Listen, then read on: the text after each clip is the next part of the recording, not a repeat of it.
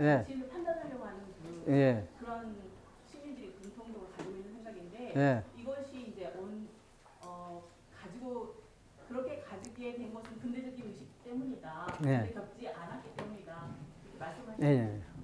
근대성을 겪지 않았기도 하지만 내가 어떤 말을 해도 나 때리지 않죠. 그렇죠. 우리가 가지고 있는 사유 습관, 삶의 방식 중에 가장 두드러진 건 뭐냐면은 종속성이에요. 종속성, 따라하기예요. 왜 그러냐면은 우리는 우리 삶을 우리 힘으로 꾸려본 적도 없고 우리가 한 생각대로 살아본 기억이 없어요. 조선시대는 중국 사람들 생각으로 살았죠. 일제시대 때는 일본 사람들이 시키는 대로 살았어요. 그 뒤로 지금은 이렇게 됐죠. 그러니까 우리는 우리 생각을 해본 적이 없어요. 내가 가끔 하지만 이 문명은 생각이 만들거든요. 우리가 쓰고 있고 수출하는 물건 가운데 우리가 먼저 만든 것이 없어요. 우리 삶을 규정하는 제도 가운데 우리가 만들어서 쓰는 거 없어요. 없어요. 다 다른 사람이 해놓은 것을 따라한 거거든요. 지금까지 근데 이 따라하기를 너무 잘했어요. 그래가지고 세계 12위 국가가 된 거예요. 이건 기적 같은 일이죠. 그런데 이거는 종속적이에요. 삶은 종속적이에요. 종속적이면은 어떤 따라하는 거니까 따라하는 것이 사람들마다 각자 다른 걸 따라하더라도 따라한다는 그 양태는 똑같거든요. 그럼 어떤 것을 따라하면은 어떤 기준을 갖는다는 거예요. 기준을 갖죠. 그러면 이 기준이 기능을 해. 기준이 기능을 하면 어떻게 되냐? 기준은 미래겠어요? 과거겠어요? 그러니까 우리나라 사람들은 계속 과거로 돌아가야 더 진실한 삶을 사는 것 같은 착각이 들도록 되어 있어요. 그 다음에 그 기준을 뭘로 하냐면은 기준이 하는 것은 뭐냐면은 구분하는 거예요. 그러니까 우리나라 사람들은 더 이익이 되냐, 이익이 안 되냐보다 맞냐, 틀리냐를 더 중시해.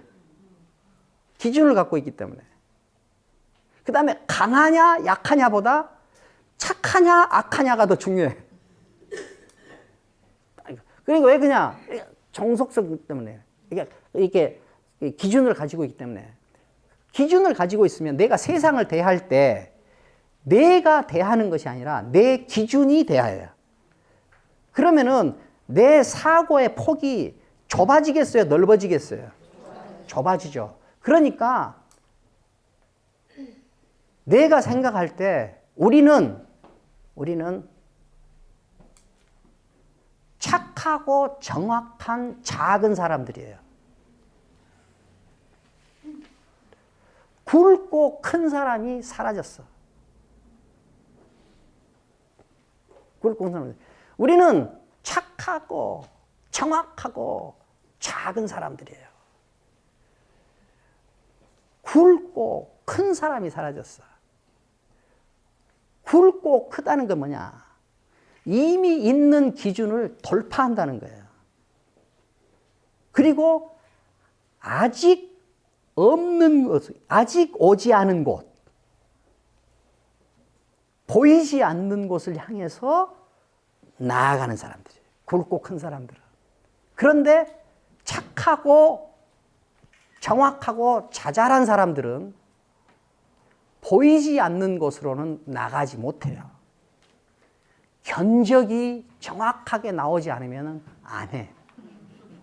견적이 정확하게 나오지만 안 해. 그러니까 작은 사람들, 착하고 정확하고 작은 사람들은 지식을 생산할 수가 없어요. 모든 지식의 생산은 없는 곳으로 나아가는 무모한 보폭에서만 나와.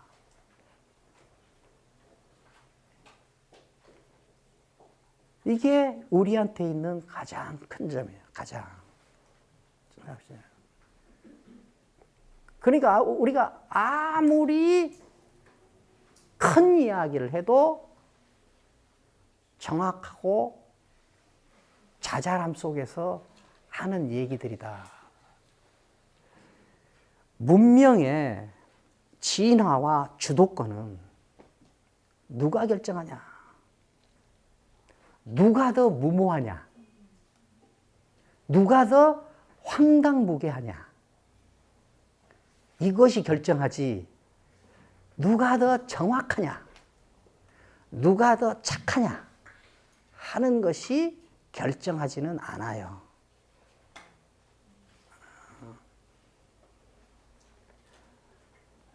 조금 더럽고 악하더라도 크고 굵은 게 나아요.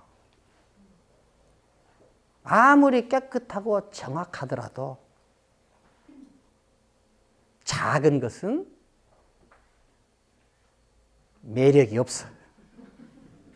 매력이 없어. 근데 교수님 과학적이라고 하면 또 우리가 예. 과학으로 정확하고 또 이런 느낌을 받는 겁니다. 그렇죠. 그래서 이제 태도에 있어서 이럴까 저럴까 헷갈려하는 것도 같은데요. 예, 정확성. 2년 전에 노벨 생리의학상을 받은 그 일본의 학자는 어떤 기자들이 이렇게 물어요. 당신한테 과학이란 거 뭐냐?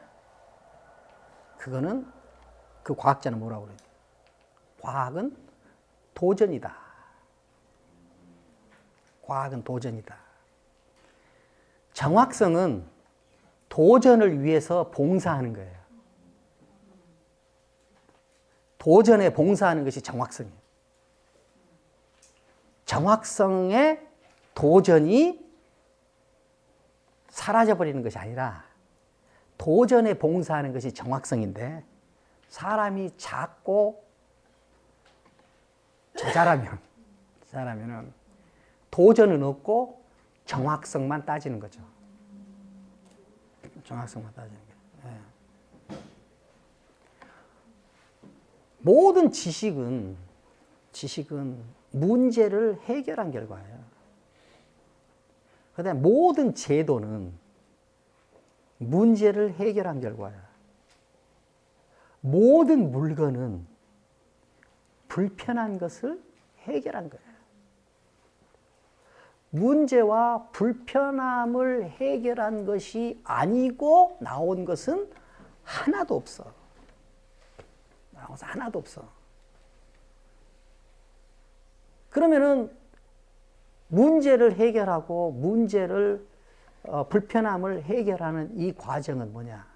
이 과정은 아직 해결되지 않은 곳으로 나아가는 거예요. 아직 해결되지 않은 곳. 질문이라는 게 뭐예요? 질문이라는 것은 궁금증과 호기심을 발휘하는 거예요. 궁금증과 호기심은 아는 것을 찾는 거예요? 모르는 것을 찾는 거예요? 모르는 것을 찾는 거예요. 알려지지 않은 거, 모르는 것은 안정감을 줘요? 불안감을 줘요? 불안감을 주죠. 정확하고 착하고 자잘한 사람은 불안을 감당하지 못해요. 그래서 어떻게 계속 안전 쪽으로 가는 거예요.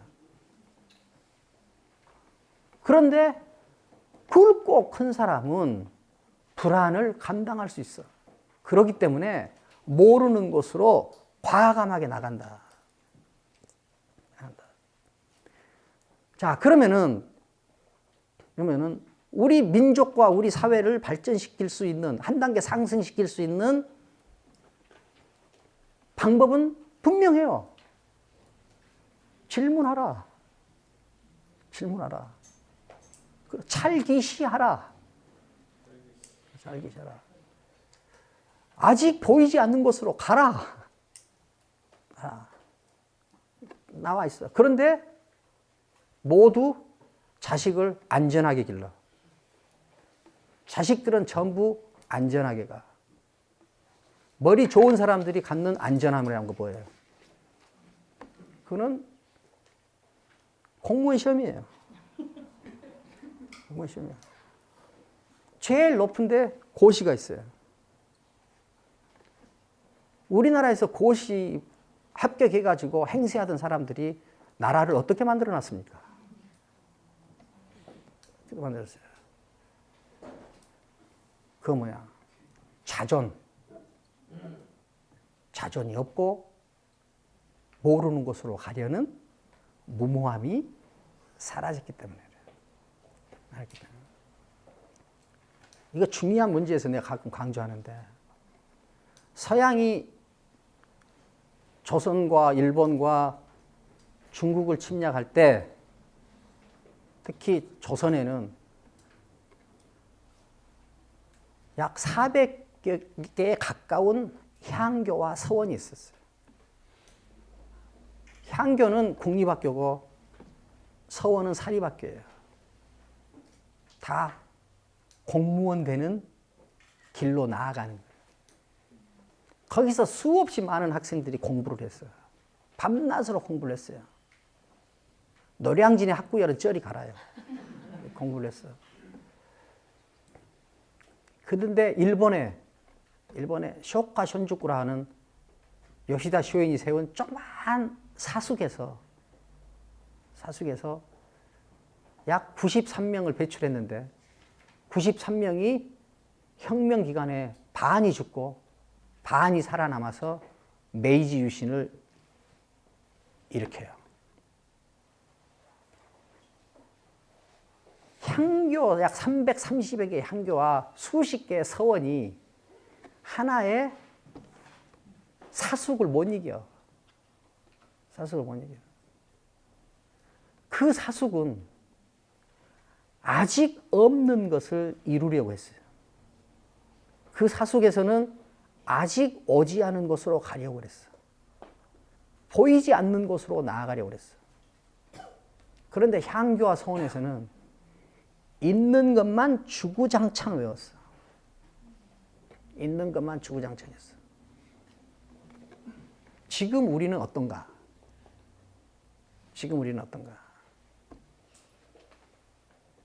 그래서 이런 의미에서 지금은 차분히 앉아서 토론하고 논쟁할 시기가 아니에요. 지금은 혁명의 시기예요. 대답의 습관을 질문의 습관으로 바꿔야 돼요.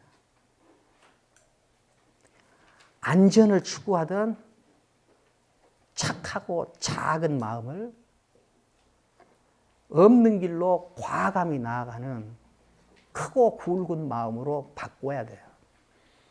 왜 이것을 나는 혁명이라고 표현하느냐? 거의 불가능한 일이기 때문에. 안 되기 때문에. 그런데 그게 거의 불가능하고 어려운 일이라고 해서 가만히 앉아 있으면 또 안 돼요. 그것은 우리의 자존이 허락하지 않아. 지금 우리가 여기 모여 있는 이유예요. 그것이 우리가 새말 새몸짓을 주장하는 이유입니다. 감사합니다.